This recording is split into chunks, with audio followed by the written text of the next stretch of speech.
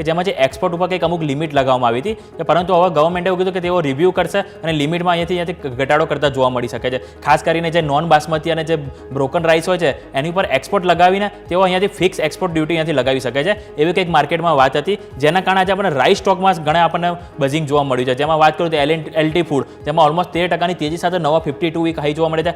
KRBL કે જેમાં 11% તેજી, GRM ઓવરસીઝ, કોહિનૂર કે જેમાં આપણને 9 થી 10% તેજી જોવા મળી રહી હતી. તો સર આ જે સમાચાર આવે છે એનાથી સર ચોખાનો જે ઇન્ડસ્ટ્રી છે એને સર કઈ રીતે ઇફેક્ટ કરી શકે છે સર? આ ન્યૂઝ છે ચોક્કસ આ ઇન્ડસ્ટ્રી માટે ઘણા પોઝિટિવ છે. ઘણા વખતથી આ એક ઇન્ડસ્ટ્રીની ડિમાન્ડ પણ હતી. સ્ટીલ હજી એનાઉન્સ નથી થયું, પણ એનાઉન્સ થાય પૂરેપૂરી શક્યતા છે.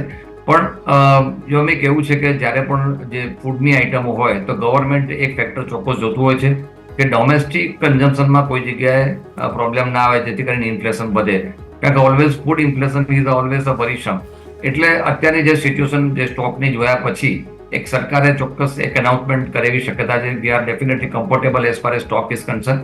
બીજી વસ્તુ એ છે કે ઈરાનમાં આપણે જે લોંગ બેક પાસ્ટમાં આપણે ખ્યાલ હશે કે એક બાર્ટર ટાઈપની સિસ્ટમ હતી. ઓઇલ આપ લેતા હતા અને સામે આપણે રાઈસ એક્સપોર્ટ કરતા હતા.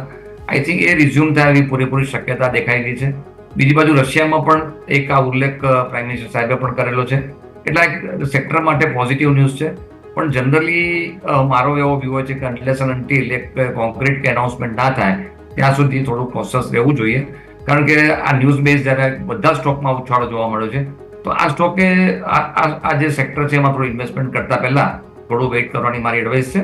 કારણ કે એક વખત ક્યાંય બી જો થોડાક ન્યૂઝ આગા પાછા આવે તો ફરીથી પાછું થોડું નીચું કરેક્શન આવે. So I think I will be cautious at this time. થોડું વેઇટ કરીને પછી બાય કરવું જોઈએ.